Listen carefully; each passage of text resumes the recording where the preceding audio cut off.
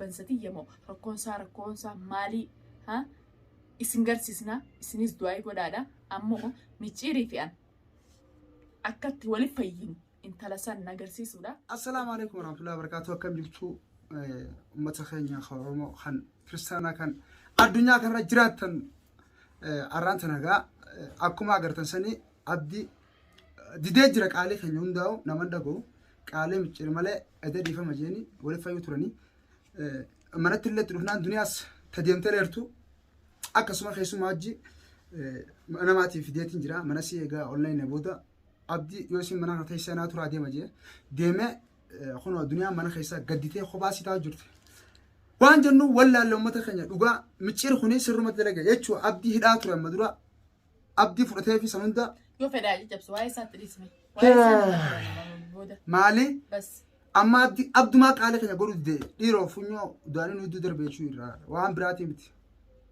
الدنيا ما يتانو متخنيا تكنتي هردفتوتا في خبجمتوتا دري توب artistii durri aliisiin jecha nagee qabdanii fayyee qabdanii akkuma gaa achinna dhufee dubbiin kun sababa xiyyaa arraas abdiyaana tumuu jeetiin namaan bira dhageessanii hojii namaa hojii dhufee micciirtolaan deemu duniyaa ilmaan kee keessatti deebi'ee jedhanii na kadhatanii na fidan jechuudha. Gizee na fidan sanillee ammallee inni arkuma duniyaan danda'u arkuma duniyaa intalmata namaa nafiddanii malee kilmaan deebisin jiru. Isumatan arkaan danda'u isumatan narraa baasa. Takkanaati daawwattootaa fi kabajamtoota xiyyaa hedduu koomantii teessanis arkaatiin jira. Gurbaan kun nageen qabu micciir ammoo dhaamsi takkaan dhaamaaf ammallee fiidiyoo inni maree gadhiisi arkeetiin jira. Duniyaa dhufeetiin si fayyifadhaa manaa deemu tolchite hangam takkaati gaarii hangam takkaati tolaa. Hangam takkaati nama nagiyaati siin arka. Maa irrattiin si arka. Intala sanii fi gurbaa sanii yoo as baastee guyyaa meeqa siiriillee gurbaa kana jetteetu waa hedduu tuyxee jirta. Saniifuu intala saniifuu gurbaa san gaafa as naa baaste dhiifama anaas sii godhe oduutinaan godhe turaan anaas sii godhe. Micciirgaa akkuma waliin beenu saniifuu gurbaan kun gizee laalee kun namni nagiyaa namni fayyaa akkanan godhatu. Wanni siin joo micciir nuti gaafa si fayyinu duniyaaleen gaafa si fayyitu gaafa abdii tasgabbaa'ee nagiyaan jaarsaatii fi ilmaan isaa mana isaa keessa deebi'e. Amma akkanatti ifiin haasawaa namaa lolaa abdiin dhiifama jee gizeettee uummata keenya dura tasbaatee gizee dubbattu. No waan sirraa hin qeeballe uummanni keenyaas nutis hin qeeballe maaliif hin qeebalanii Sawma ederuktee dubbiftuu abdiin dhiifamettuun yoo nageenya jiraate hammeenyi illee duraa yoo qabaatte dhiifamechuu waan gaariidha. Garuu osoo duniyaa sokteertu gurbaanis if wallaalee jira. Akkamitti dhiifamaa uummata duratti gaariif gootee nama keenya kamana yeroo dhabbaaftee kamanaa ni lola jechuu haala yeroo deddeemeti akka nama keessummaatti jaartiin nama haati nama jechuun mana mara buluu itolchiti akkami jechuun itti tola. Kuni waan sirrii miti. Iccitii jara kana hundaatu iccitii ammoo abdii duniyaa akka jibbu kanaaf dhiifama godhe nama dheengadda akkasi guyyaan tokkichaa nan gabbeen qabee karaarraa isaaf dubee torbaan guutuu isa dhoomsee roobaa fi wanti keessa isa barbaannee isa finne deebi'ee ammaas dhiifama godhee fi ani waa hedduun na dhagabe maaltu duuba jira kana keessa qottaa kana keessa maal dalagu yaanii ani namachi beeku tokko jechuudha. Micciir mana kiyya deebi'eetiin jira hariifa. Ati shaaxara taatu ani bishaan yaa'u dhuge mush bishaan taa'u dhugne sirraan shaaxara. Hangam akkatti shaaxara duniyaan manaa biyyatee dhuftee abditti faana balleeffata dhiifama gaafachuu an kun as nagadi fudhatu. Saniifuu daawwattootaa fi hordoftoota kiyya isaas abdiis waan akkana goggodu walumaan kabarru ta'a. Meeshee keessin jettan san itti yaamnee ilaalla.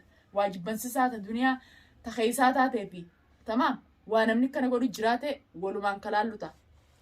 Egaa duniyaan ammaa kanaaf kanatti rakkattee jirti. Maaliif rakkattee jettanii uummata keenya sababii abdii si jibbuun amala kanaa hin qabu ture abdii micciir dhiifama jee dhufee faana balleeffachuun waan hin taane maaliif hin taane jettanii akkuma beekamu yoo namni nagee qabaatee haati manaas yoo mana jiraatte edumaa yoo dhiifama joonsanii dura duniyaa haadha manaa jechuudha mana keetii yaamichuu qabaanii. Inni mataa isaatu isa kanarratti waa meeqa ta'e sababni kunii fi kunuunti isarraa ka'e isi yaamaa jechuun qaba malee akkanumatti ol gahee dhiifama jee itti nama marame uffannummaan ta'e inni uffatee deemu sana uffata akkami duraan dursee halaxa gurbaan sirriin jiru akkuma isin jettanii daawwattoota kiyya harkeetiin jira awwumaan dubbaddoon laaleetiin firraa useewu akkan harkaan naffii kuufi qaalitti tana harkaan danda'u malee kilmaa hin deebisa inni anuma fuula duratti anumaan fuula isaa duran beeyi dhiira duniyaa hojii akka hojii banjaniiti angaatti nama nu beekadhu ganaallee itti nama nu ta'u namaa waa nama godha wanti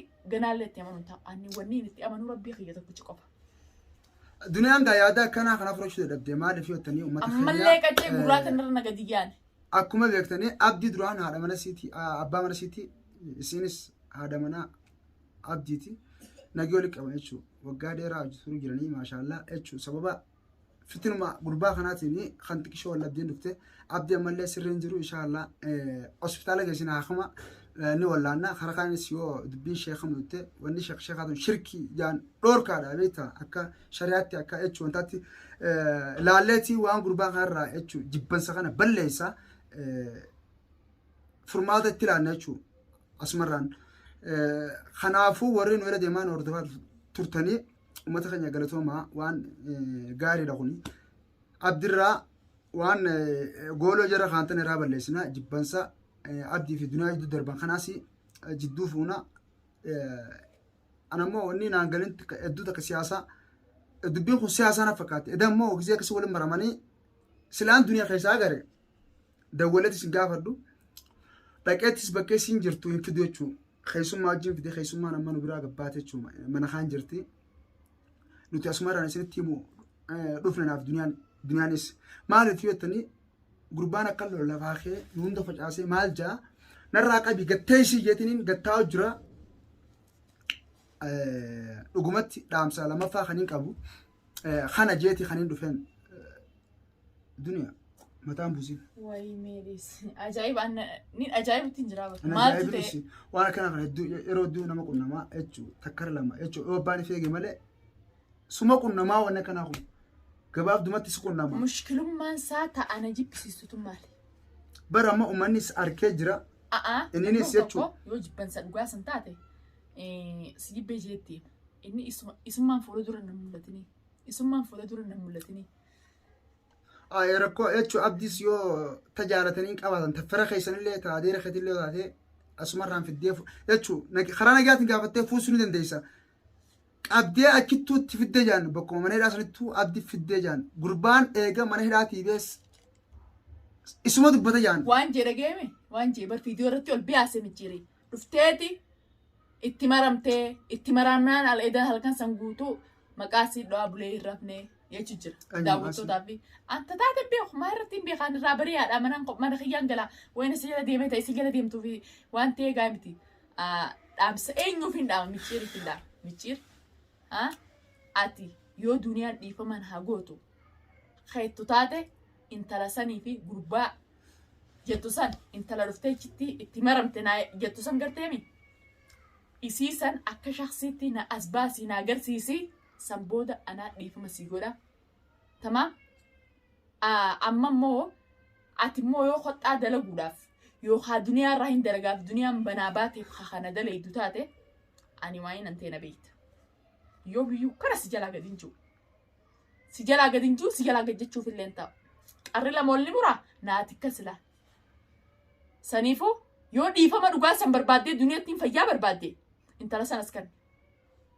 Egaa duniyaan intala isan maramtee gurbaa sanii hojii jara lameen sanas kan jara salameen san irraa dhimma qaba isan makka lolu akka mataan gara galu gootanii akka lolee akkanatti finiinee harkaa hojii danda'u mana irraa naari'u gootanii isa dhuftanii egaa nammanaa deeme dhiifama gaafattan kunaasaa gochii sindireedan arras borus nama mufachisaa ani eeyilii mataa gara miil jala isin murti mataa gara namatti mana kiyya keessatti deebi'atiin jira qaawolleen harkattan garaa mana kiyya siifi duniyaan hedduu wal dararuu jirtan micir diinni tokko diina beeyte firraa eedaa beeta kunoo gaafasii manaa baate yoo dhuftee dhiifameettuuni maal nama fakkaata uummata keenya birattis jechuuf fudhatama hin qabu kanaa kuni haa ta'u garuu duniyaa kunoo mana deebifne isin guyyaa meeqa mana hin jirtu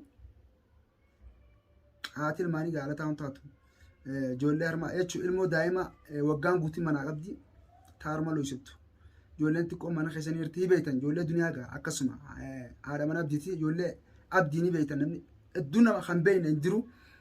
Sanumaafuu gahaati ilmaanii ala taa'uun taatu yeetiin akka kiyyatti jechuu beekeellee osoo hin ta'in akka walaalummaa kiyyaatti duniyaa qabee mana deebisee uummata keenya dandeessa waan kana balleessuu yaadaa malee fudhatama mana biratti hin qabu. Abdii hangaan sirreessee ol baasutti abdii hangaan waan akkanaa kana jechuu irraa haqutti ammallee naa lolu jira loosisaa fudheetumaan obboleessa kiyya waa takka itti saaran qabu. Hamma inni fayyutti du'aa binnee fi yoo sheekaa taasise udbii sheekaa duraan hospitaalatti ilaala. Yoo hospitaalatti dhabame sheekaa jaanis sheekaa fidee laalchisee waan micciir dalage kana micciir waan itti hiite kana hirmaayinii ka humaa rakkoon qabu. Haa ta'u garuu silaa waan kanaa kan dhiifte sumaaf rooyyaa. Edda dhuftee dhiifame jechuun san nuti jechuun irraa dukkana quban qabnu silaa duniyaa qabdu dura osoo abdiin dhiifaman jenneeni duniyaa yaamte silaa duniyaa akkanaa mana keetiin dhufuu deema har'aan tana keessummaa wajjin dhufu silaa ta'anii namni gaa ni beekta. Girgiraa qabsee akkuma jechuun shaayis bunas dhaabee keessummaa nama dhaqanii namni nama jeesee yoo mana namaa dhufe kabajaa qabanii beekan. Mana abdii qullaa dhufuu santuun na aarse osoo haati mana hin jirre. Arraas gaa deebii edenu ijoollee laa fuudhe. Walumaa jirre as keessa akkuma duraan dalaguu ture san akkasuma daleena malee ammaasii sanii gadii miti jechuu kiyya. Sanii gad tarkaanfii kan namtu hin jirtu. Sanii gad tarkaan jechuun nutis cimaa dhufna malee inumaa laaffachaan dhufna. Maaliif hin laaffanne hara humnaati yoo dadhabdee hara kanaan eegaluun kee yoo sirraa gaarii ta'es gaarii yoo sirraa hamaa ta'es firraa dhiibta.